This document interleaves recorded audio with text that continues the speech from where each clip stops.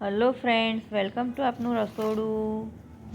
આજે અમે તમારા માટે લઈને આવ્યા છીએ સાતમમાં ખાઈ શકાય એવી ઘઉંના લોટની ફરસી પૂરીની રીત।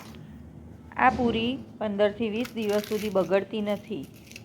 જો તમારે ક્યાંય મુસાફરીમાં જવાનું હોય કે સાતમમાં ખાવાની હોય અથવા તો બાળકોને લંચ બોક્સમાં આપવાની હોય, આ પૂરી ખાવાની ખૂબ જ મજા આવે છે। તમે ચા સાથે પણ આ પૂરી ખાઈ શકો છો। સાતમમાં લોકો વડા, થેપલા, હાંડવો બનાવતા હોય છે, પણ જો આ રીતે પૂરી બનાવીને તમે રાખો તો ખાવાની ખૂબ જ મજા આવે છે। અને આ પૂરી મેદાના બદલે આપણે ઘઉંના લોટમાંથી બનાવેલી છે, એટલે હેલ્ધી પણ છે। તો વિડીયોને સ્કીપ કર્યા વગર તમે આખો જ વિડીયો જોજો। અને જો તમે ચેનલ પર નવા હોય અને હજુ સુધી અમારી ચેનલને સબસ્ક્રાઈબ ના કરી હોય ફ્રેન્ડ્સ, કરી દેજો અને બાજુમાં આપેલા બેલ આઇકોનને દબાવજો, જેથી આવનારા દરેક નવા વિડીયોની નોટિફિકેશન તમને મળતી રહે। ઘઉંના લોટની ફરસી પૂરી બનાવવા માટે એક વાટકો આપણે ઘઉંનો ઝીણો લોટ લઈ લીધો છે। જે લોટમાંથી આપણે રોટલી બનાવીએ છીએ એ જ લોટ લેવાનો છે અને 2 મોટી ચમચી સોજી લેવાનો છે।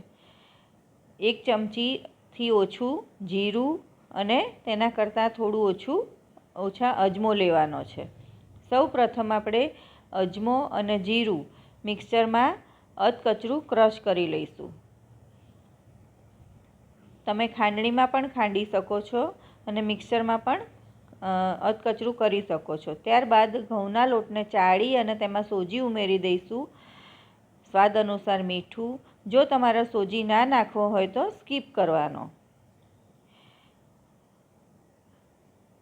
આની અંદર મીઠું અમે 1.5 ચમચી જેટલું ઉમેર્યું છે, નાની। ત્યારબાદ અજમો અને જીરું ઉમેરીશું, અધકચરા કરેલા। તમે આની અંદર અધકચરા કરેલા મરી પણ ઉમેરી શકો છો। હવે આપણે આની અંદર મોવણ કરવાનું છે, તો તેના માટે 4 થી 5 ચમચી તેલને બરાબર ગરમ કરી લીધું છે। આની અંદર ગરમ તેલ નાખવાનું છે મોવણમાં। તમે જોઈ શકો છો કેટલું ગરમ તેલ છે આ। પહેલાં આપણે 4 ચમચી જેટલું મોવણ કરીશું, પછી પાછળથી જરૂર પડે તો બીજું ઉમેરીશું।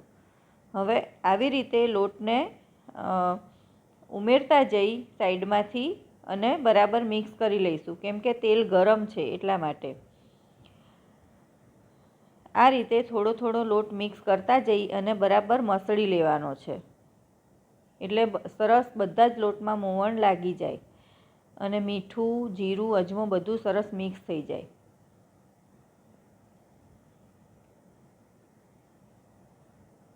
આ રીતે બધું બરાબર મિક્સ કરી દેવાનું છે।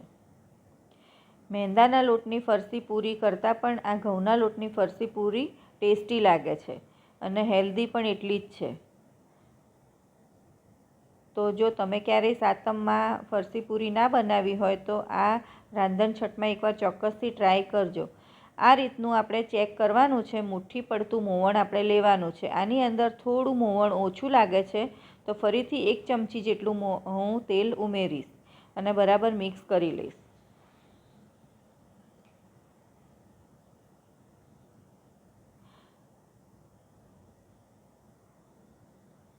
ફરીથી ચેક કરી લેવાનું। હવે તમે જોઈ શકો છો એકદમ સરસ મુઠ્ઠી પડે છે।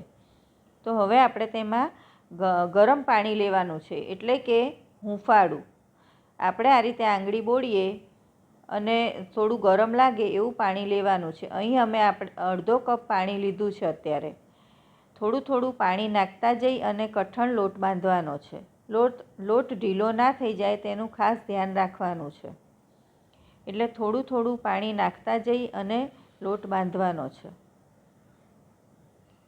આ રીતે હાથમાં થોડું થોડું પાણી લેવાનું છે। જો લોટ ઢીલો થઈ જશે તો પૂરી એકદમ સરસ ફરસી નહીં બને, એટલે એ વાતનું ખાસ ધ્યાન રાખવાનું છે। અત્યારે અડધો કપ પાણી વપરાઈ ગયું છે અને ફરીથી મેં બીજું અડધો કપ પાણી લીધું હતું અને આ રીતનો લોટ બાંધવાનો છે। તમે જોઈ શકો છો સરસ લોટ બંધાઈ ગયો છે અને ફરી જે અડધો કપ પાણી લીધું હતું તેમાંથી 1 ચમચી જેટલું પાણી બાકી રહ્યું છે, એટલે ટોટલ 1 કપ પાણી આપણે વાપર્યું છે અને સરસ લોટ બંધાઈ ગયો। હવે આ લોટને આપણે 10 થી 15 મિનિટ માટે રેસ્ટ આપીશું, એટલે સોજી સરસ ફૂલી જાય। ત્યાં સુધી સાટો તૈયાર કરી લઈશું. તો તેના માટે 2 ચમચી ચોખાનો ઝીણો લોટ લઈ લીધો છે અને આ રીતે ગરમ કરેલું ઘી લેવાનું છે.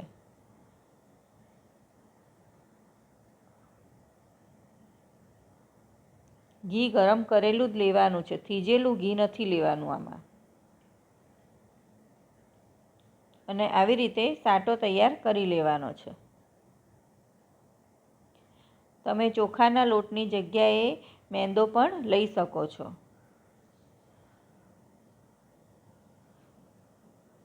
તો તૈયાર થઈ ગયો છે આપણો સાટો. જો આ જામી જાય ઘી તો ફરીથી તેને ગરમ કરી અને આ રીતનું લિક્વિડ કરી લેવાનું છે.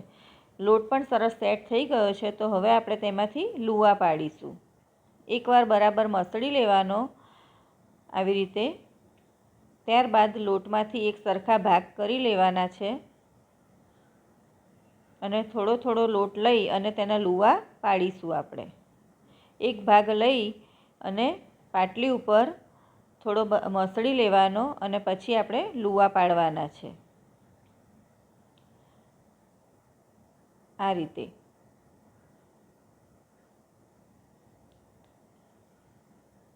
અને ચપ્પાની મદદથી આવી રીતે તમે લુવા પાડી શકો છો અને હાથેથી પણ પાડી શકો છો, પણ આ ફટાફટ થઈ જાય છે. આ રીતે બધા જ લુવા આપણે પાડી લઈશું. ફરીથી બીજો લોટ લઈશું.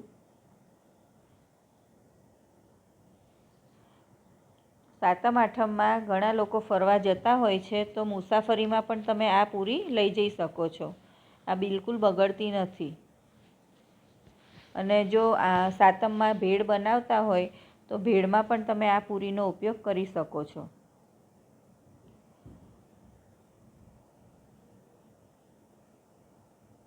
આ રીતે બધા જ લુવા આપણે પાડી લીધા છે. તો હવે આપણે તેમાંથી પૂરી વણીશું. તો પૂરી વણવા માટે એક લુવો લઈ લઈશું અને તેની પાતળી પૂરી વણી લેવાની. ત્યારબાદ જે સાટો આપણે બનાવીને રાખ્યો હતો તે આ રીતે લિક્વિડ ફોર્મમાં જ રાખવાનો છે. જો જામી જાય તો ફરી ગરમ કરી લેવાનો અને આવી રીતે પૂરી ઉપર લગાવવાનો થોડો. ત્યારબાદ ફોલ્ડ કરી અને ફરીથી થોડો લગાવી લેવાનો અને ફરીથી ફોલ્ડ કરી દેવાનું અને આ પૂરીને વણી લેવાની છે. બહુ જાડી નહીં અને બહુ પાતળી નહીં એવી પૂરી આપણે વણવાની છે. તમે જોઈ શકો છો આ રીતની પૂરી આપણે વણવાની છે. હવે તેમાં ચપ્પાની મદદથી કાપા પાડીશું એટલે પૂરી ફૂલે નહીં. આ રીતે બધી જ પૂરી આપણે વણી લઈશું. જો તમારે સાટા વગરની અને ગોળ પૂરી વણવી હોય તો તેમાં સાટાની જરૂર નથી. આ રીતે ફક્ત ગોળ પૂરી વણી અને તેમાં કાપા પાડી લેવાના. આ પૂરી પણ ખાવામાં ટેસ્ટી લાગે છે, પણ ટ્રાયેંગલ પૂરી વધારે ટેસ્ટી લાગે છે. બધી જ પૂરી આપણે વણી લીધી છે. તો હવે આપણે તેલ ગરમ કરવા મૂકી દીધું હતું એક બાજુ. આની અંદર તેલ પહેલાં ગરમ કરી લેવાનું ને પછી એકદમ ધીમો ગેસ કરી અને પૂરી તળવાની છે. જો તમે ફૂલ ફ્લેમ ઉપર પૂરી તળશો તો અંદરથી કાચી રહેશે અને બહારથી બળી જશે. એટલે એકદમ ધીમો ગેસ રાખવાનો છે, એટલે અંદરથી પણ સરસ પૂરી ચડી જાય. કેમ કે આપણે આ ટ્રાયેંગલ પૂરી વણી છે એટલે અંદરના લેયર પણ ચડવા જરૂરી છે.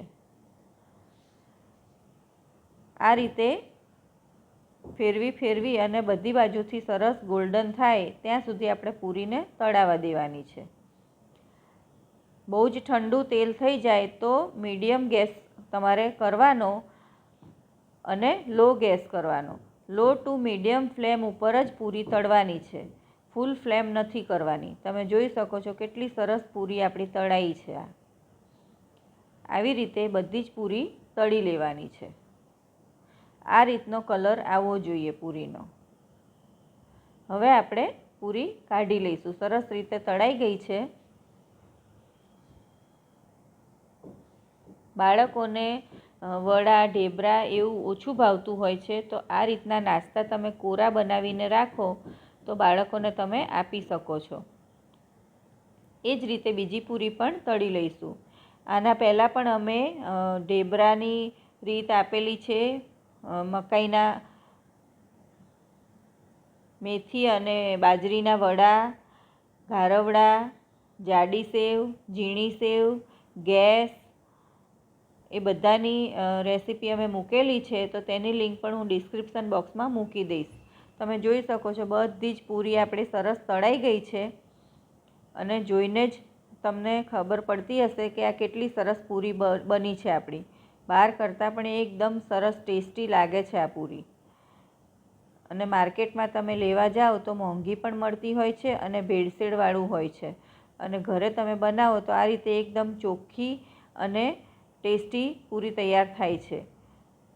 અને ઘણા ઓછા ખર્ચે આ પૂરી તૈયાર થઈ જાય છે. થોડીક પૂરી મેં આ રીતે ગોળ પણ બનાવેલી છે, એ પણ હું તમને બતાવી દઉં. એ પણ એટલી જ સરસ લાગે છે ખાવામાં. તો જો તમે ક્યારેય આ રીતે ઘઉંના લોટની ફરસી પૂરી ના બનાવી હોય તો એકવાર ચોક્કસથી ટ્રાય કરજો. તમને અવાજ ઉપરથી જ ખબર પડતી હશે કે આ કેટલી ખસ્તા અને ક્રિસ્પી તૈયાર થઈ છે. ચા સાથે અથવા તો એમનેમ ખાવાની પણ ખૂબ જ મજા આવે છે. તો તમને અમારી આ રેસીપી કેવી લાગી તે અમને કમેન્ટ કરીને જણાવજો ફ્રેન્ડ્સ. અને જો તમને અમારી રેસીપી પસંદ હોય તો વિડીયોને લાઈક અને શેર જરૂરથી કરજો. બીજી આવી નવી હેલ્ધી અને ટેસ્ટી રેસીપી સાથે ફરી મળીશું. બાય.